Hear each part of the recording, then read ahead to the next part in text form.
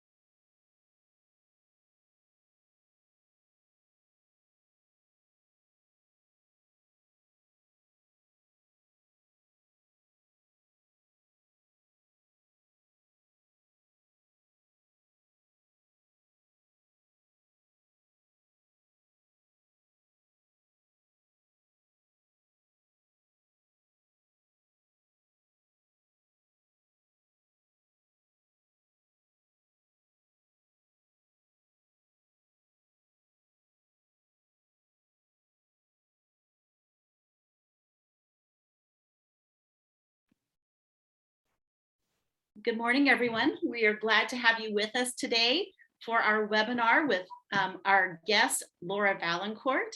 My name is Angie France, and I am here with Prestige Senior Living. I am so thankful to have you on the call today.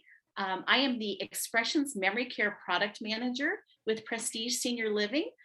We work with each of our Expressions communities with a product that we have for our residents for their engagement and their care, as well as programming for all of our residents to be engaged and find joy in life. And so one of the things that we do is we really are focused on honoring our caregivers. And certainly through this last year and a half, almost 2 years, we've seen struggles within our communities with care staff, and trying to accommodate these new parameters that they have to work with. And they've just done such a stellar and outstanding job. And we're so grateful for those who provide care for our residents. But we also think about all of you that are at home in your own communities and your own homes who are struggling to care for your loved ones. And we are so grateful to have you with us today. We hope that through this webinar, we can offer some hope, some tools, and some things that really help you to feel settled in the work that you're doing in your own home. And so we want to share with you a little bit about that today and give you some strategies and tools to use, as well as some resources. And so we're really grateful to have Laura Valancourt with us today. She is with Elder Care Services in Olympia, Washington. She is a licensed mental health a counselor, as well as a geriatric mental specialist. She is the founder of Elder Care Counseling and Guidance in Olympia, Washington. Laura has been a great resource to us at Prestige, and we're so proud of that relationship that we have with her and just the help that she provides to us. And so I'd like to welcome Laura. I'd also like to mention that Laura does have a wonderful podcast that is such a help if you're in the home situation, or if you're on a drive to listen to a podcast. It is called Life on Repeat. And so she addresses many things that help with those who have dementia or Alzheimer's, or just elder care in general, to help you feel settled in that what you're called to do. And so Laura, we're so grateful to have you on the call today. And I'm going to let you take it from here and really just share your heart with us today, and a lot of good information. So thanks for being with us. Oh, Angie, thank you so much. What a nice introduction. And I appreciate so much everything that you have done. You and I have had a chance to work together over the years with families and clients and challenges and all kinds of stuff. But that's what life is about, right? So many of us find ourselves in the situation of being a caregiver and didn't plan to be there, don't have a roadmap, don't have the playbook. So hopefully today we'll talk a little bit about some tools and tips that might be helpful for you in moving forward while you are caring for your loved one at home. And thanks for mentioning my podcast too. I'm really excited about it. I've had so much fun leaving episodes and sharing my knowledge, sharing tips and tools and self-care techniques, and but also having a lot of experts on and getting to pick their brain and talk to them as well about their ideas. So yes, check out Life on Repeat podcast. You can go to lifeonrepeatpodcast.com to find it if you want. All right, I'm going to attempt to share my screen, and hopefully this gave me a little bit of trouble last time when I tried to play. Oh, good. Well, we'll see how this goes. Last time it wouldn't let me forward. So here's our introduction slide. Caregiver support, how to find your ground. Great, it's going to work for me. This is lovely. All right, so these are some of the things that we're going to talk about today. I have so much to share. And so parts of this presentation, I might talk quickly, and feel free to hop in and leave comments. Angie's going to watch the comment section, and Angie knows she can kind of cut me off and clarify any questions that people might have, but we'll also leave time at the end too. So what we're going to talk about today is why it's important to understand caregiver stress. We're going to look at the short and long-term impact of stress on health. That sounds a little dry, but I promise I'll make it interesting. We're going to look at understanding how your brain is wired so that you have more control over your own experience in those areas that you don't have control over, or you feel like you don't have control over. We're going to look at understanding why you are not your emotions. And so many of us have just been programmed to believe that we are what we feel, and that is not true. So we'll look at that. We're going to look at how to change the way you think, because when you change the way you think, you change your reality, essentially. We're going to look at how to thrive in uncertainty, because we certainly need some tips on that these days, and then practical things that you can do. So let's jump in. So the one thing that I want to say is that the feelings that you may have as a caregiver are absolutely normal. this is, I would be concerned. I often tell my clients, I would be worried if you weren't feeling stressed. I would be worried if you weren't having a reaction to your situation. So, so first and foremost, just sort of reframing your situation and your experiences. What I'm going through is, quote, normal. It may not feel good. Maybe at times things are great. It may feel like a roller coaster, and it's absolutely normal. So caregivers have unique stress. The reason why this is important to know is because there's so many unique, caregivers are just faced with such a unique set of challenges. And we all have our own emotional experiences to those challenges. So what we want to do is look at how we cope with stress, why that's unique, and recognize that it's also very personal in a lot of ways, but it's also universal in so many ways too. And if you hear anything, I really hope that you get out of this talk that, again, you are not alone, because once again, I just hear so often that people feel isolated, they feel alone.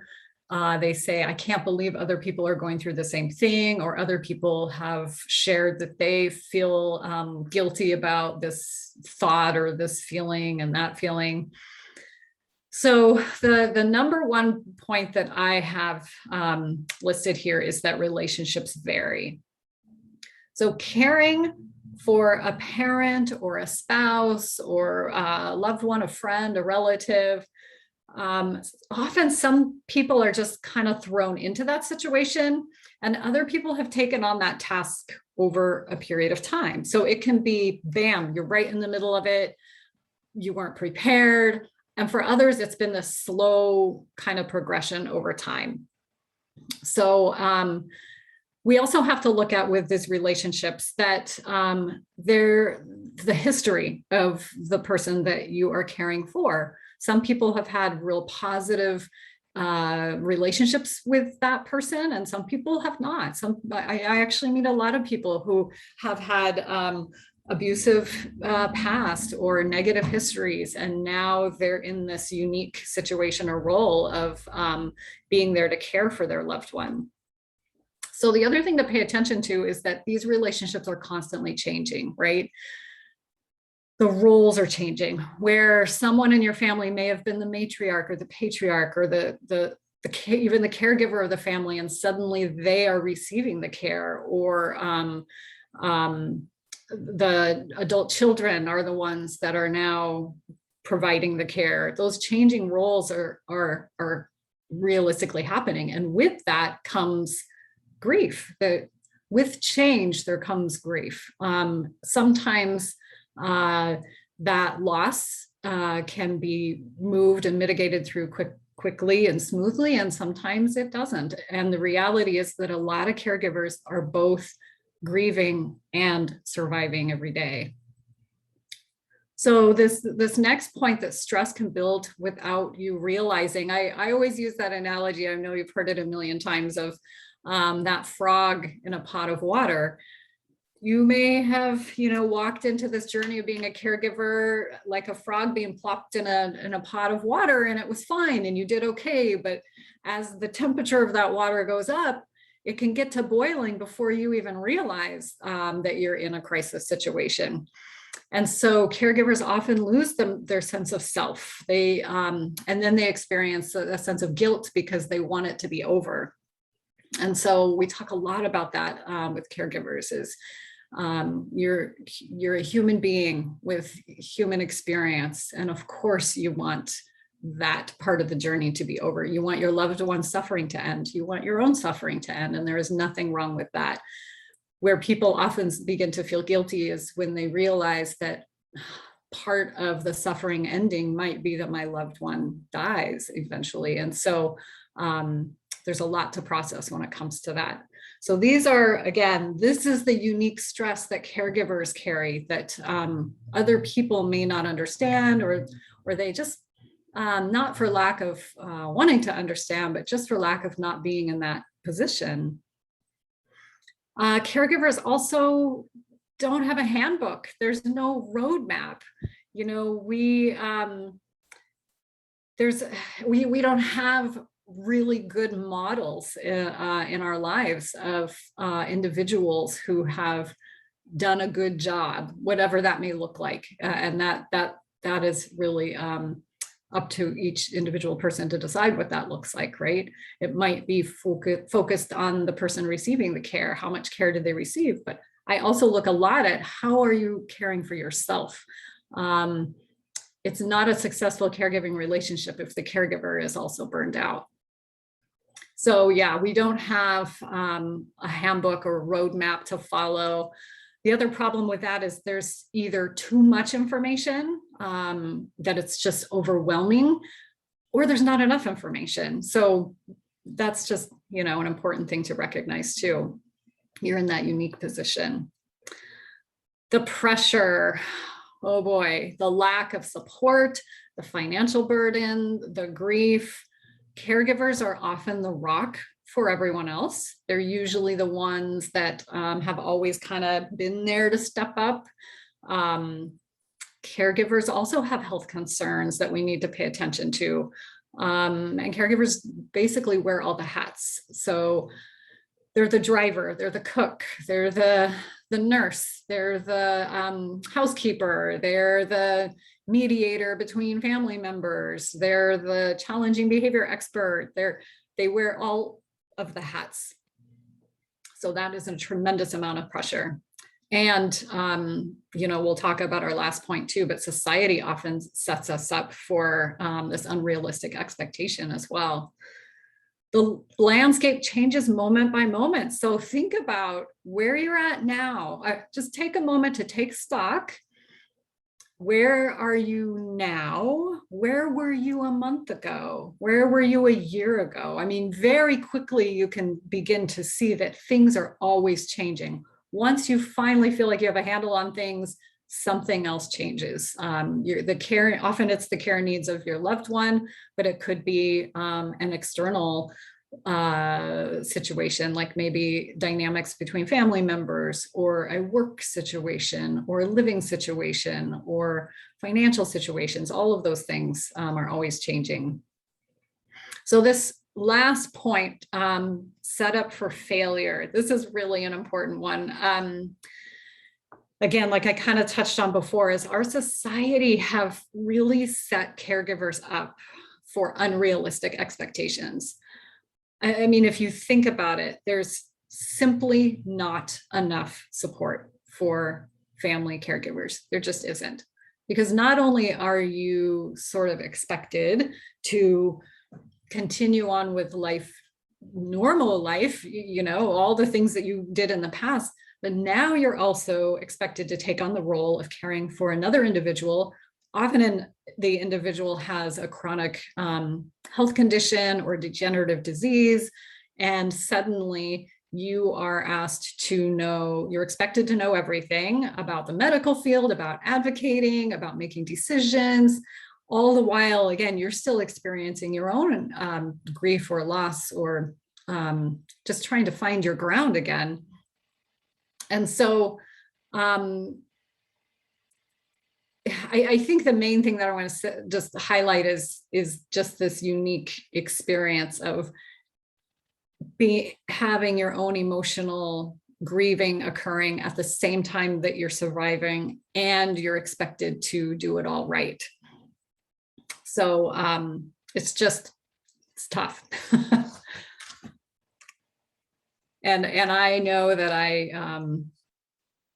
you know, I guess you know it this best. I can sit up here and say all of this to you, but really I'm just putting that out there to say, hey, you're not alone. Lots of people are going through this, and it can still feel very isolating.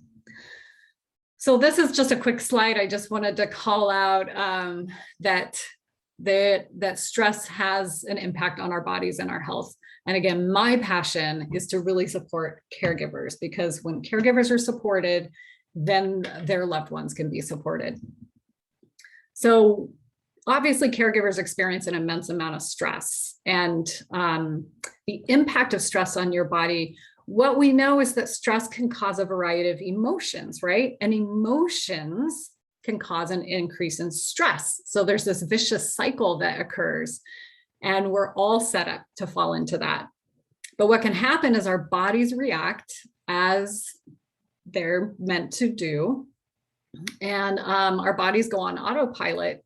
And then our body and our mind, our thoughts and our reactions just kind of go on autopilot, especially when we're in these states of high stress. And so what happens then is there's a direct hit to our physical body. And so the long-term impact of stress on our bodies hits our immune system big time. And of course, we're all hyper aware these days of wanting to protect our immune system, not wanting to take that hit. So being aware of how our thoughts are impacting our body is going to be really important. And we're going to talk a lot about that today. The physiological effects of stress are things like having high blood pressure, abnormal heart rate, hardening of the arteries, high risk of heart disease. You can have an increased risk of depression. I'm sure all of you have heard these things. And it's one thing to hear them, it's another to know what to do about it. So that's really, again, what we're going to talk a lot about today. So the survival mode piece, I wanted to touch on this because as human beings, we are wired to respond to stress in a particular way. You know, our bodies have evolved this way. So our bodies respond really well to acute severe stress. When a saber-toothed tiger, in the old days were coming at us, we knew now is not the time to stop and admire the sunset. Now is the time to act. But we didn't even have to think about it. Our body just goes on auto. But what happens is our bodies are not programmed to respond to psychological stress over a long period of time. And that psychological stress isn't an external something attacking us, but these are our thoughts. This is our self putting the stress onto our own bodies. And our bodies are not programmed to handle that well at all. So here's a quote from Dr. Sapolsky. He's a great guy. He wrote this book called Why Zebras Don't Get Ulcers. I've been to his workshops a couple of times. He's fantastic if you get a chance to ever listen to him. So he says, when the beasts on this planet become sick, it's due to acute crisis. You're a zebra and a lion has leapt out and ripped your stomach open. Or you're the lion who's half starved to death and you don't manage to chase down the zebra, you know you're not going to survive the night. So you've been knocked out of homeostatic balance, right? So short-term crisis leads to the stress response. So when something like that happens, you secrete adrenaline and other hormones to reestablish homeostasis. So if you're a zebra or a lion, that's all you need to know about the subject. But we as human beings activate the stress response for reasons of psychological factors. And that's simply not what the system evolved for. This is still part of his quote. If you do that chronically, you're going to get sick. So I'm going to say that again. We humans activate the stress response for reasons of psychological factors. And that's simply not what our systems evolved for. If you do that chronically, you're going to get sick. The problem is that after a while, your stress response is more damaging than the stressor itself. It's a really important quote, I think. So there's also several studies out there that talk about how that correlates human stress with atrophy of the hippocampus, which is the area of the brain required for memory and cognition. So I got your attention there, didn't I? we all want to preserve our memories and our cognition. So we have to take care of our stress. All right. So this is a fun slide here, becoming the master of your mind. So what can we do about these stressful situations, right? We know we can't take the disease away from our loved one. We know we can't, with a magic wand, change our situation. So let's look at how the brain's wired, and then we can find out how better we can be in control of that. So we're learning that how we make meaning of our psychological stressors in life, or how we think about stressors, can change the outcome of our health and well-being. This is the most important piece here. I keep saying that throughout the slides, but everything in here I think is really important and can be life-changing. So I love this work by Dr. Joe Dispenza. If any of you have heard of him or haven't heard of him, check him out. He's doing some really cutting-edge work on basically the power of our minds and how when we change the way we think about things, the response in our physiology. And he is into neuroscience. You know, he's studying scans, he's hooking people up to electrodes and monitoring their heart rate variability and stuff. Is just fascinating, his work. So this section is based a lot on his work, Dr. Joe Dispenza. So thoughts create feelings. How we think impacts how we feel, right? We know that. We can have a thought. I could ask you right now to close your eyes and imagine, I could say anything. I could say the most terrifying moment you've ever had. I could say the most peaceful, tranquil experience you've ever had, and lead you down this little guided memory jolt. And your body will react to that. If we had you hooked up to electrons that are measuring your brain and heart rate variability, we would see a change. I mean, just sometimes talking to people about something that they fear can cause them to sweat. Again, or their heart rate to increase. So we know that how we think impacts how we feel. Dr. Joe says there's a staggering statistic that 80 to 90% of most people think the same thoughts that they thought the day before. This means that if the past is the known, then by continually thinking the same thoughts, the future will also become the predictable known. And nothing in our lives will change. Not our bodies, not our thoughts, not our emotions, and not our lives. So you can see why I have titled this slide, Becoming the Master of Your Mind, because when we begin to have control over our thoughts, then we begin to have control over our emotions, and we begin to have control over our experiences and essentially our future.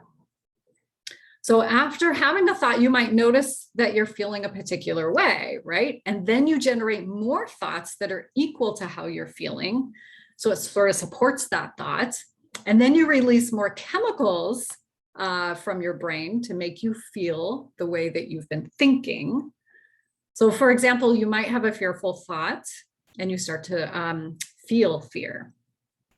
The moment you feel fear, that emotion influences you to think more fearful thoughts.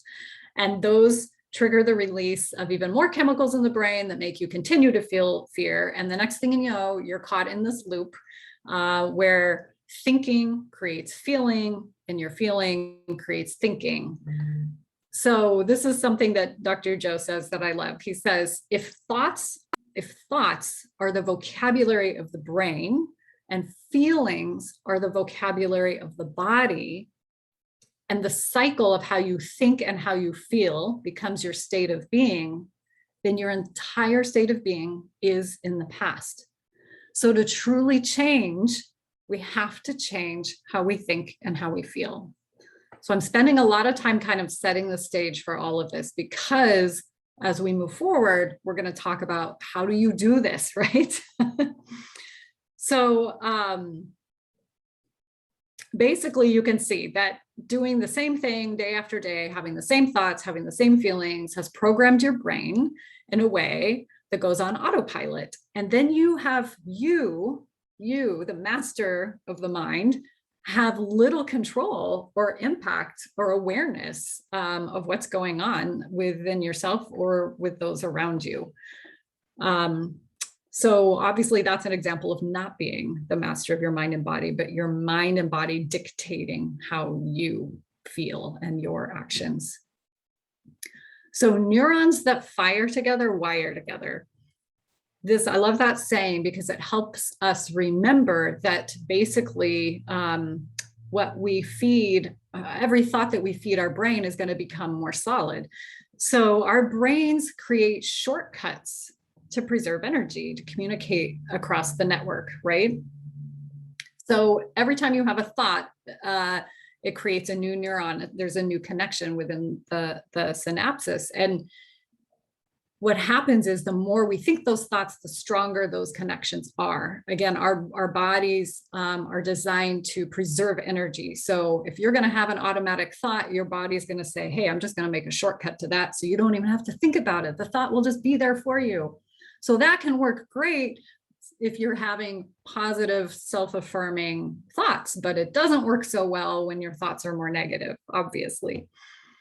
So when we're living in this high stress state environment, then that becomes our normal, right? Those connections are solid. Those pathways that are formed, that's going to be our reality state. So the more that you run this neural circuit in your brain, the stronger that circuit becomes, essentially, and the less control or awareness you have.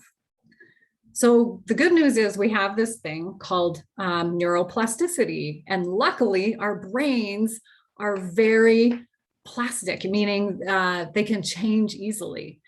So that's what, so neuroplasticity happens when there's this change in the neural pathways that occur due to certain factors like behavior or the environment. What happens is the brain will go through this synaptic pruning is what it's called. But it basically deletes those neural connections that are no longer necessary or useful, and it strengthens the necessary ones. So basically means that your brain is malleable, it's always changing, and this is good news because then we can use our brain to help us change our thoughts and our behaviors. So when you change your thoughts, you change your life, right? That's really the takeaway, that you are not your emotions, you are not your thoughts. So think about that for a moment. What are your automatic thoughts that have been programmed into your brain? What's that voice in the back of your mind always saying? What is the kind of go-to response when you're not thinking and it's just sort of there? Those are those thoughts that have the strongest connections in our brains. So which thought, I just want to ask a question. So which thought would you like to change? What would that be? What would that look like? Imagine, if you could just change one of those automatic thoughts, what would it be and what would you change it to? This is really important. And even write it down on a little sticky note or something.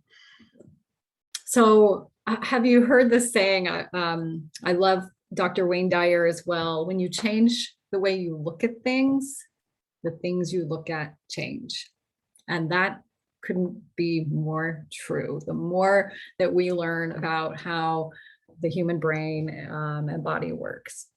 I'm checking my time here. All right, so you are not your emotions. We already talked about how you're not your thoughts. So thinking and doing and feeling, that formula keeps people living in this constant state of fight or flight, right? We all know that stress is damaging to our health. We just went over all of that. So if you want to expand and create a new life or a new reality, a new personal reality, you have to change your personality. So how do you do that, right? And obviously not all of it, just the parts that are getting in the way, the parts that aren't working for you. So the best way to start that is to begin by thinking about how you've been thinking. So become the observer instead of the machine. Take a step back, remove yourself from this body that you're living in and take a look and say, all right, get curious. How have things been going? How have you been thinking? How have you been acting? How have you been feeling?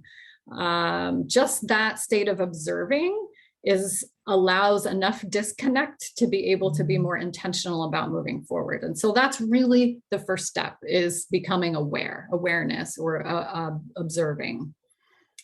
The next piece is you're the master of your mind and body. And we talked a lot about that already, but we've lived for so long letting our emotions run the show that I'm here to let you know that that's just because we've let our body go on autopilot, and that's the path of least resistance.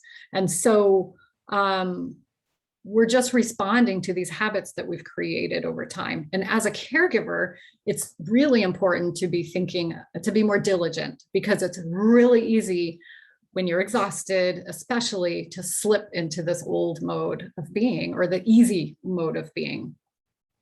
And so, again, once you are conscious of your thoughts, and then you can begin to think about what you do want to program into your mind and body, that's the game changer. All right, so how do we do this? Now we're getting to the good stuff. We change the way we think. So how do you change the way you think? Well, I've got some nice tips here, and we're going to have a fun conversation about this. So again, I'm going to ask you again, how do you want to think, act, respond, and feel? And sometimes it's helpful to think about a situation in your life, maybe a situation that you wish you would have responded differently, or a situation that you might be anticipating coming up. How do you want to feel? How do you want to act? How do you want to think when you're in that situation? Maybe it's something, you could ask yourself, how do you want to feel when you're caring for your family member? Or how do you want to feel about your situation? That's when you begin to create a map about how to think differently. It's basically the first step of rewiring your brain. So the first step here is awareness, right? What are the first signs for you personally, that you are not in alignment? For some people, it might be you tense your jaw or your shoulders. It might be just real physical response. For others, it might be an automatic thought that comes in of, here we go again, or, I don't want to be here. So what are you telling yourself? And this is the awareness piece. Just becoming aware, that's all. We're not even at this point asking you to do anything, just bring awareness.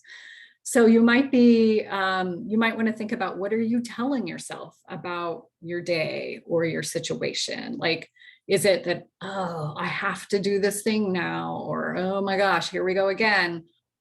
Or could it be, I get to do this thing? Or, ooh, I'm going to be curious about how this X, Y, and Z goes. But basically, this awareness piece is getting curious about how have you wired your neurons and in your brain?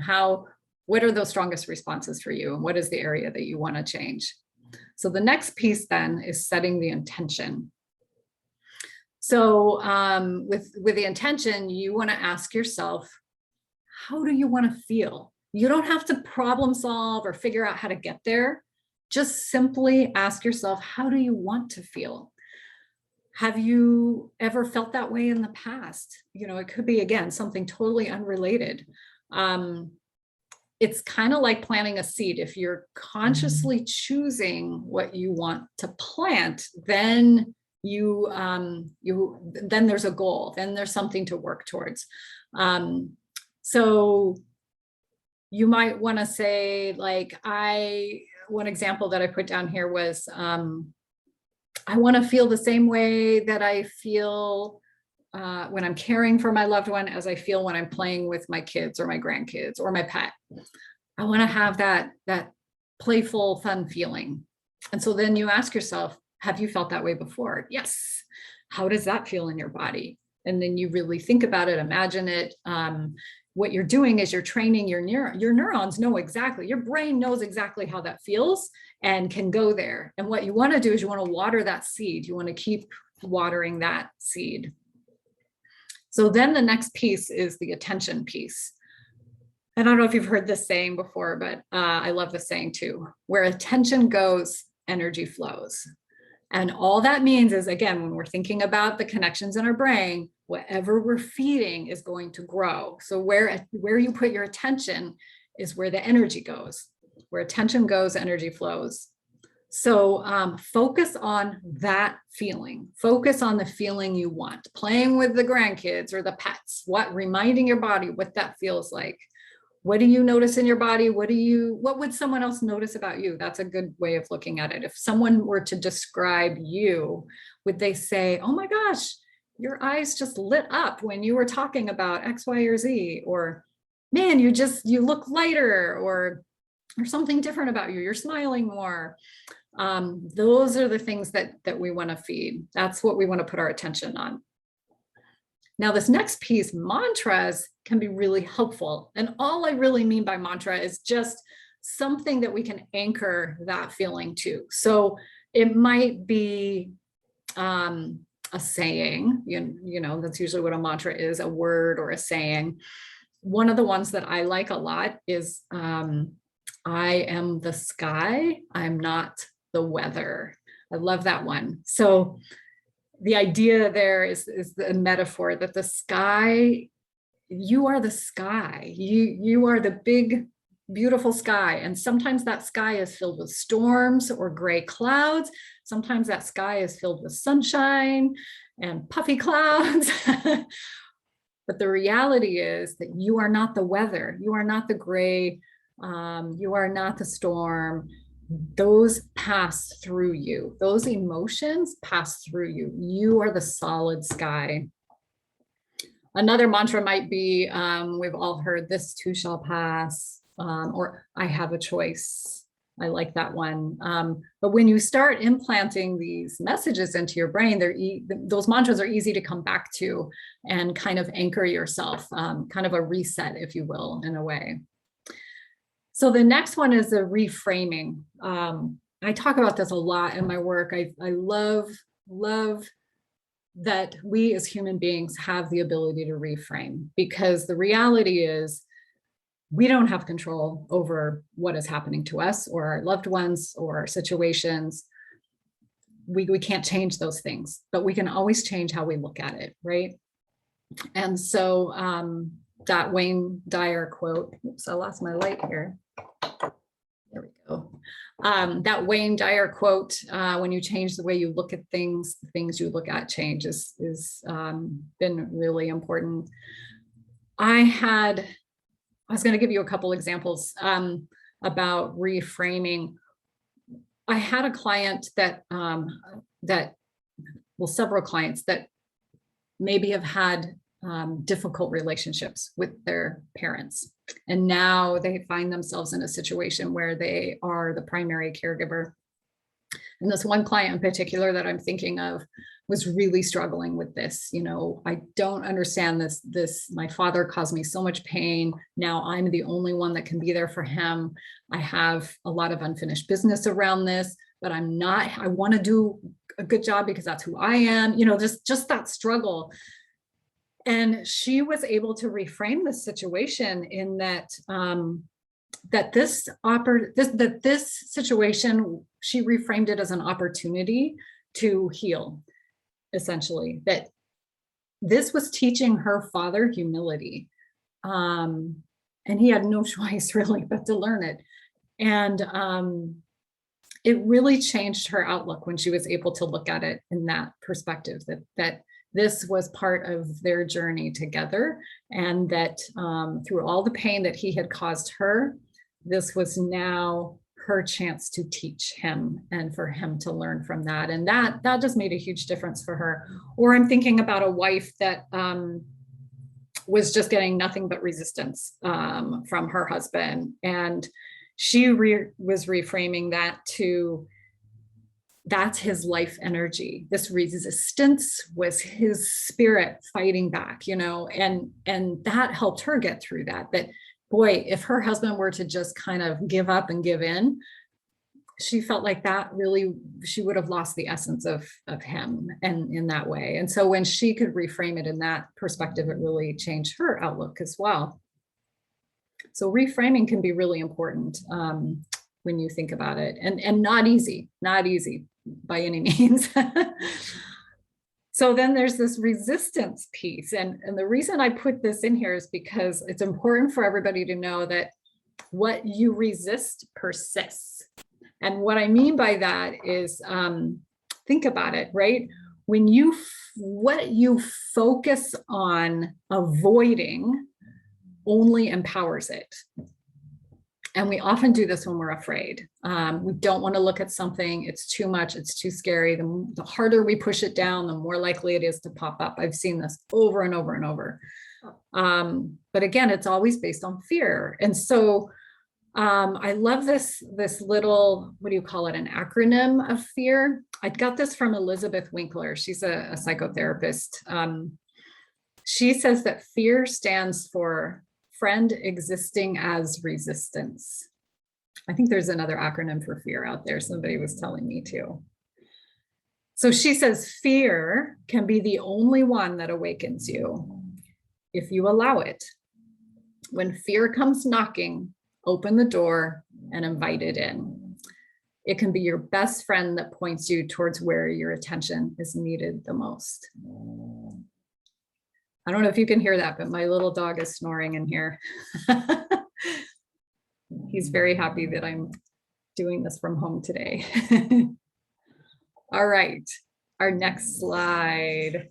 I think this is our last slide. How to thrive in uncertainty and practical things to do. So the first thing is to celebrate your mastery. So let me tell you something. If you are a caregiver, you are a master at living in uncertainty. You know this all too well. Even if you don't feel like you're good at it, even if you don't want to be good at it, even if it looks maybe to yourself that you're not succeeding at it, the reality is you are a master at it already. So the second thing is make friends with the unknown. How do we do that? How do you make friends with the unknown? We fear what we don't understand. And so think about, for a moment, take a pause and think about what has gotten you this far, really. What are the best traits that you have used? Is it patience? Is it get up and go? Is it, never giving up? Is it just loving your family member? Is it loving yourself? Is it prioritizing yourself? Making sure that you get enough sleep? What traits have gotten you through this far? That's super important. Another way of looking at this is, what traits do you admire in other people the most? And I love doing this exercise with people. Make a list of some of the people you admire the most, and then write why you admire them. What is it about them? Their confidence or their genuine self, how they show up. Write all of that down, and then recognize the reality that you wouldn't even be able to see or understand those traits in others if you didn't possess them yourself. So this is a real nice exercise on self-reflection and mirroring or projection. But the reality is that you possess those traits yourself. So the next one is, remember the choices that you do have. You always have a choice. You always have a choice. In the times that you feel that you most do not, you do. So this shifts your perception. You always get to choose how to feel about something. You get to choose how to think about something. You get to choose what to focus on. I mean, think about, or if you reflect throughout your day, how many choices have you made throughout the day when you just think of the simple things like what you ate, what you wore today, whether you took a shower or not, what you're thinking about, what you're going to put your attention on. You are a powerful being and you always have choices. And so even if it's the most minute choice or it feels like a bigger choice, that sort of reaffirms the power that lies within you, that you really do have some sense of control in your life. So create a sacred space or a ritual. I love this because it can be something as simple as putting an affirmation card on the refrigerator, that or some flowers on the table, or I draw a card every day, like an inspiration card, and I put it in a certain spot. And then every time I walk by, I see it and remind myself of it. Or here's another one that I like. I was working with a client and we were talking about how to anchor, the self-care pieces and how you can do just tiny little things for self-care for yourself throughout the day. And we were talking about how important it is to connect that to something that you already do every day. So it might be every day you brush your teeth, or every day, you eat a meal. And so maybe you say a certain thing or you do a certain thing for yourself during those times. And so she said, I love this. She said, well, I go to the bathroom every day, multiple times, and there's no way I can get around that. So what she decided to do is every time she walked into the bathroom, she would leave the light off and shut the door. And just long enough to take a deep cleansing breath and release, sometimes maybe 2 or 3, but at least once, center herself, and then she'd turn the light on and go on with her business. But the reality is the point there is that build in these sacred spaces for yourself, these rituals for yourself that's going to remind yourself to have this self-care. Connect with nature is super important. Lots of people can't get outside, and that's okay, because you can bring the outside into your home as well, whether you have flowers, or you put a nature show on TV, or you bring in leaves from outside, or you open a window. Connecting with nature can be really important. Even going through a guided visualization about a walk on the beach or in the woods, all of that is super important. Gratitude and what went well. So a lot of times people will make a list or a journal. I have found that it's easier for me. There's a lot of things I'm grateful for, but sometimes when I make that list, I start to feel guilty, right? I'm grateful for, these people I love, but I'm not spending enough time with them, or I'm not telling them that. And it brings in this feeling of guilt. Again, this is just my experience. The whole goal of being grateful and having gratitude is to bring that into your cells and your being. And so I ask myself, what went well? What went well? I got to see so-and-so today. Things could have gone sideways and they didn't, or things did go sideways and I handled myself well, whatever that is. But that is also going to help with the rewiring of your brain. So the next one is express creativity. That's a fun one. I don't consider myself a creative person. So I hear that word creativity and I often used to cringe, like, oh, I'm not a crafty person. I'm not a cook. But what I realize is that we all express creativity in so many ways, whether it's creating something. I write a lot or read a lot, and some people, again, are the chefs or the cooks or the crafty people. One person made these really beautiful affirmation signs for herself. You can be creative through your clothing and what you decide to wear. You can be creative by moving your furniture around. Get creative with ideas.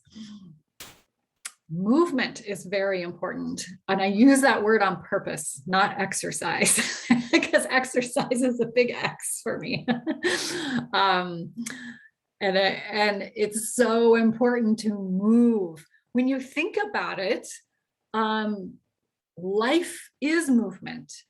When things are not moving, they stagnate and then they die, right? That's part of being alive, is movement of thought, movement of feeling and emotion, movement of your physical body.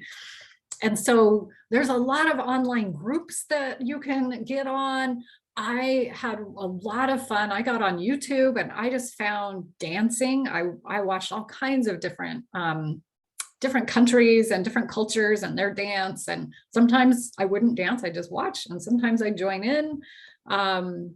Have you heard of a rebounder? It's like a mini trampoline. You can do that indoors. So it's literally just bouncing on this mini trampoline, but there's so many health benefits to that. It's really good at clearing your lymphatic system. It helps with edema and your pelvic floor muscles. It can help with diabetes and your immune system and your balance. It can help with all kinds of things. And that's just having this little mini trampoline in your living room that you can bounce on now and then. Another fun movement exercise that I will share with you is look up Dr. Zach Bush. If you Google Dr. Zach Bush's 4-minute exercise, he's got this cool, he talks about nitric oxide, and it's like this magical communication molecule in your body that increases blood flow and it builds muscle. And so he's got this 4-minute little exercise you do, and it's super easy. And if you do that once a day, great, you're building muscle, you're creating more of that nitric oxide. And if you do it a couple times a day, even better. So the next piece is observe your senses. So this is also important. I love to choose a sense of the day. So there's 5 senses, right? What are they? So I memorized this acronym, AVKATO, AVKTO, AVKATO. And that's audio, visual, kinesthetic, taste, and olfactory, smell. And there's 5 days in a work week anyways. So I pick a different sense each day and I just notice it. I just notice today, I'm going to notice the smells. And when I take a shower, my shampoo and my soap, or when I go outside, the fresh air, or, just the food that I eat, and just paying extra attention to the smells or whatever sense you're focusing on. That brings a sense of mindfulness back to your body, which is so important. So inviting curiosity is so important. So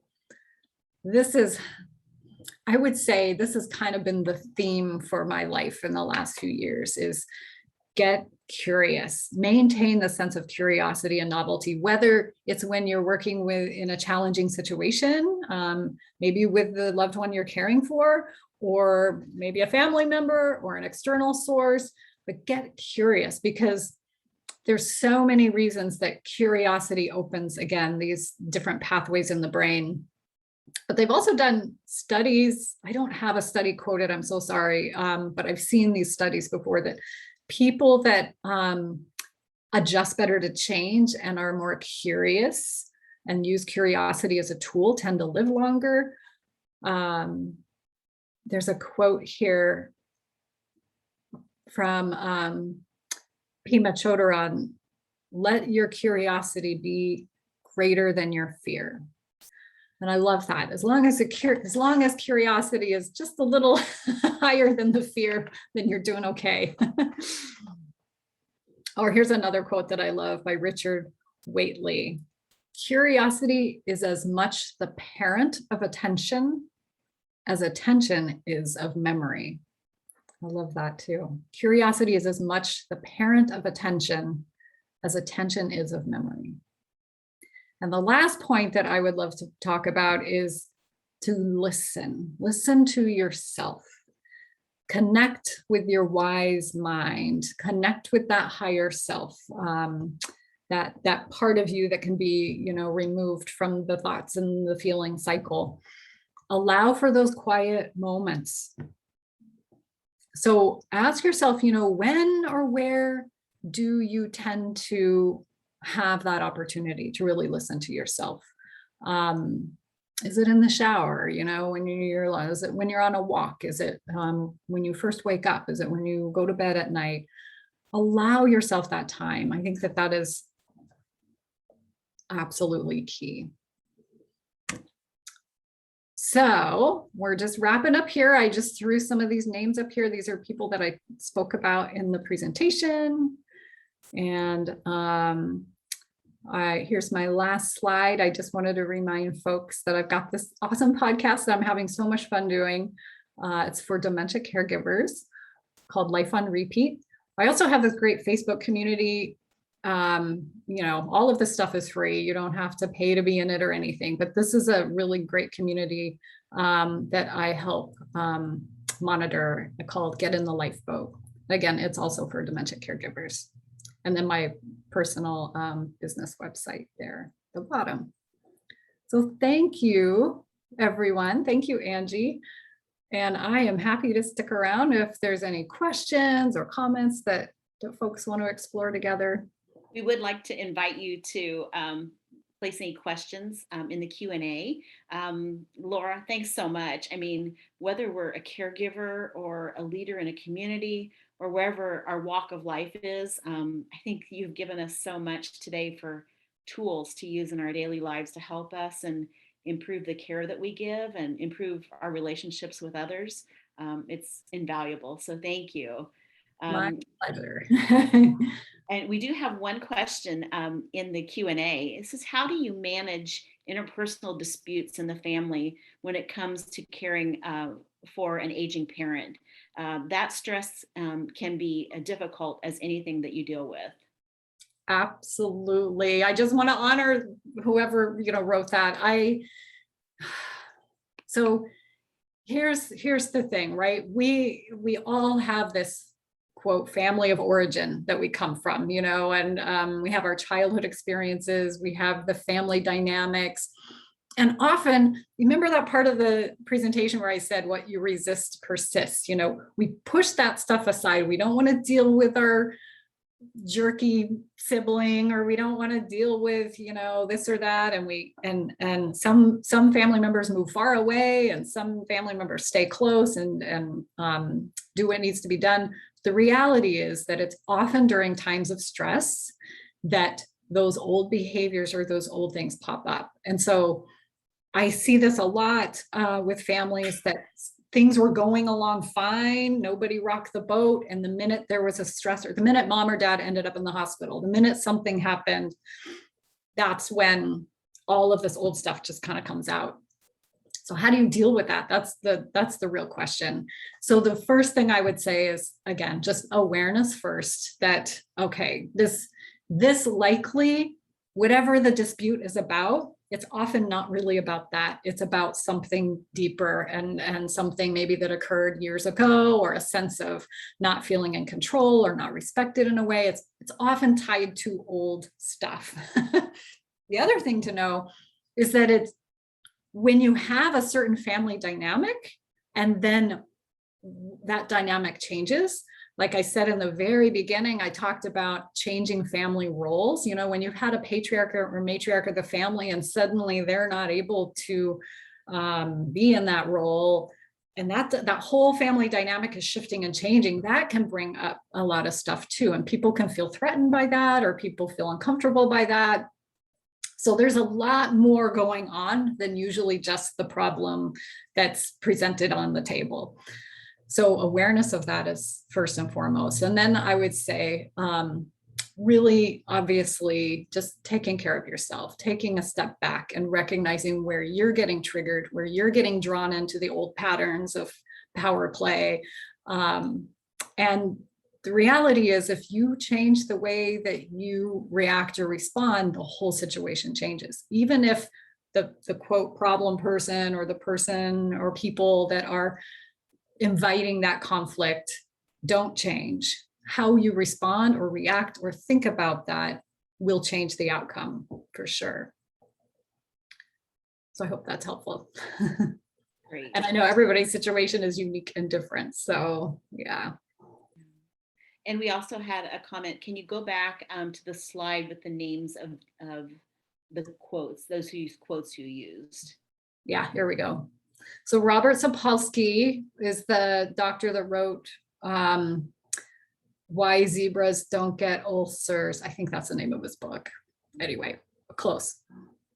He's fascinating. Again, if you can listen to some of his stuff on YouTube or something, he knows his stuff. He studies with baboons. He learns, he teaches and studies about human dynamic and why human beings create stress. We and baboons are the only creatures on the planet that create stress for ourselves.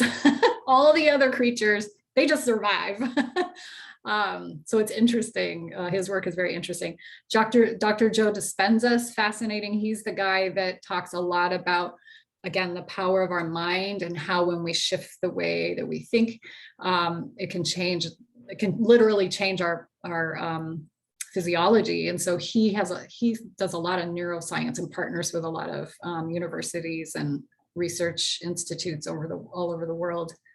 Elizabeth Winkler's a therapist. I think she's in California. She does a lot of mindfulness work. She's really interesting. Dr. Wayne Dyer, I'm sure many folks, he's now deceased, but what a beloved individual who talked a lot about self-empowerment and changing our reality by changing the way we think about things. And then Dr. Zach Bush is, oh my gosh, he's like board certified in 5 or 6 different areas. Fascinating man. He's into all kinds of things. He's into the environment and healing. And I mean, oh my gosh, fascinating guy. But he's the guy that I mentioned, the doctor that I mentioned that has that little 4-minute workout. That's fun. So Let's see, we have someone who raised a hand.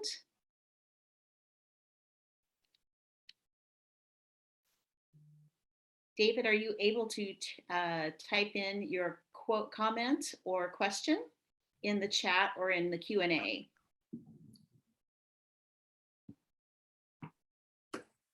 And I love what you said about keeping those notes around the house. I know you talked about fear and that acrostic, and I remember my dad gave me one years ago that said false evidence appearing real, how our heads can spin things out of control, that we're really good at allowing that to happen, and to being able to reframe those thoughts.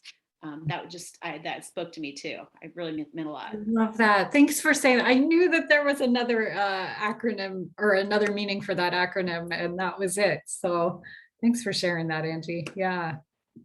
Let me see here in the Q&A. How do you help your parent deal with their grief and fear? She knows that she's losing herself. This is that. Oh my gosh, what a good question. You know, I would, everybody's situation is so unique and individual, you know. So what I would say is, you know, my first thought is, does she have memory impairment? Like how aware is she about her situation? I would be curious to know that, because we might take a different path in answering that. First and foremost, all people want is to be seen and supported. First and foremost, if you do nothing else, is just be present with her. You will do no wrong. You will not hurt anybody. You will only help them by just being authentically present. And that's easy. It's so simple, right? It's simple, but sometimes it's hard because we get uncomfortable. The fear in us rises because we feel responsible somehow. We feel like we need to control it. We need to fix it. We want to take the pain away. It's our responsibility to make them feel better. If I don't make them feel better, what does that mean about me? You know, there's all these things that kind of go on, but the quick, easy answer is that it is not your job nor anyone's job to fix anyone else.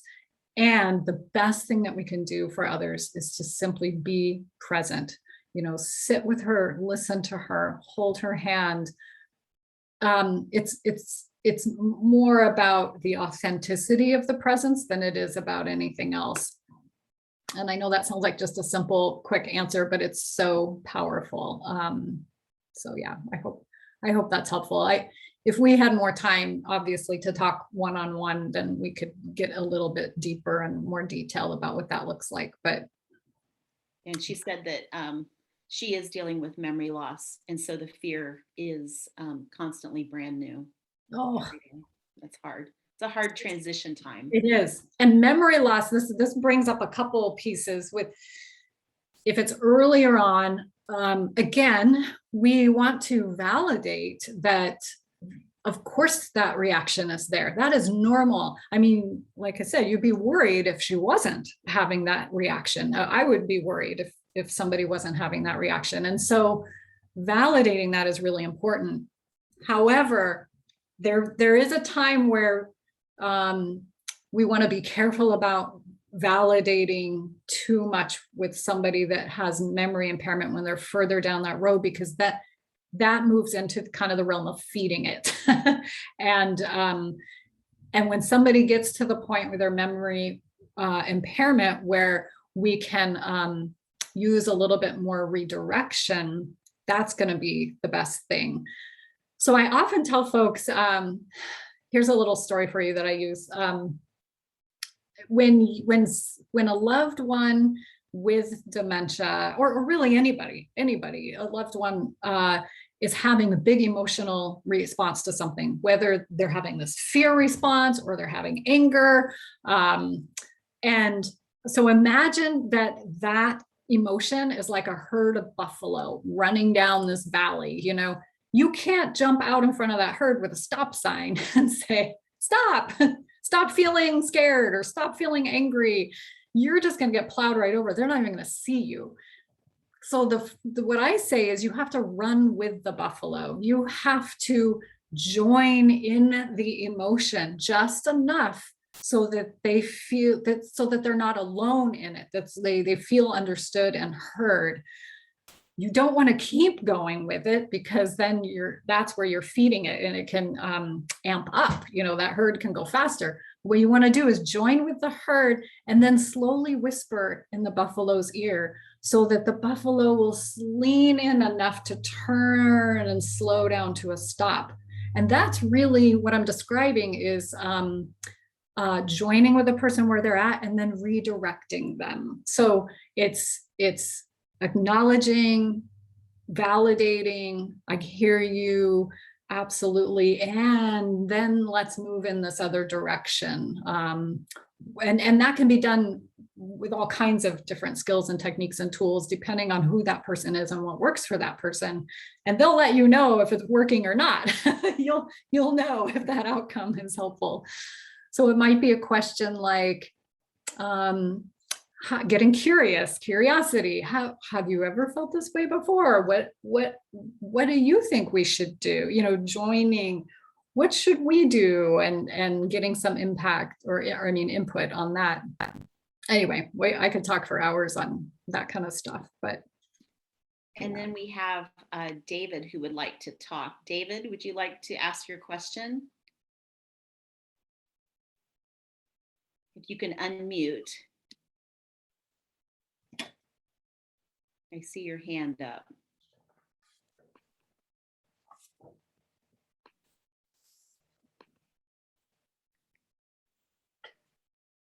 Okay.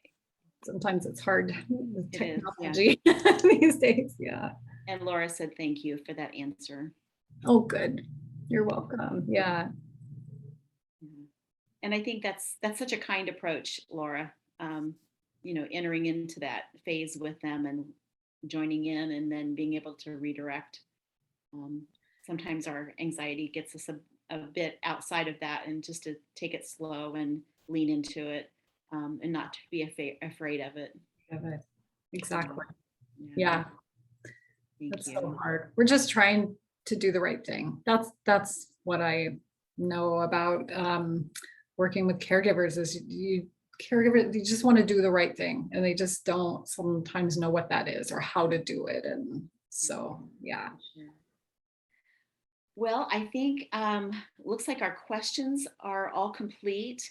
Laura, we want to thank you again for joining us today and giving us so many resources and things to do to improve our day, to help us get through these really tough times. It certainly has been a benefit to myself, and I know that those on the call as well. This has been recorded, and we will send out information with regard to that, and get those recordings out to those of you that registered with us. And once again, Laura, thank you so much for being a part of that. We really do appreciate it. Oh, my pleasure. Thank you, everybody that joined. I so appreciate sharing. Lots of thank yous here. Oh, good. So, well, thank you, Angie. It's always good to see you and get to work with you. And I'm always happy to support our caregivers out there for sure. And our thoughts are with all of you out there that have been attending, and the struggles you're going through. We're always available to reach out to with Laura and her information and her website that's available, as well as prestigecare.com. You can always reach out to us through that link. And then my email is angie.frantz, FRANTZ, @prestigecare.com. So thanks again for attending, and we look forward to having you part of our next webinar coming up in December, on December 15th at 11 a.m. with Christy Yates. And it's really about being part of the sandwich generation, when you're dealing with other family members and your parents or a loved one, and really trying to meet the needs of everyone around you. So thanks so much for joining us, everyone. I have to tell everybody real quick, Christy Yates is amazing. I know her. And if you want a sneak peek, I interviewed her on my podcast. So we have an episode with her. She's lovely. You're going to have a wonderful time. Well, thanks so much, Laura. And thanks everyone. Have a great day. Bye-bye. Bye-bye.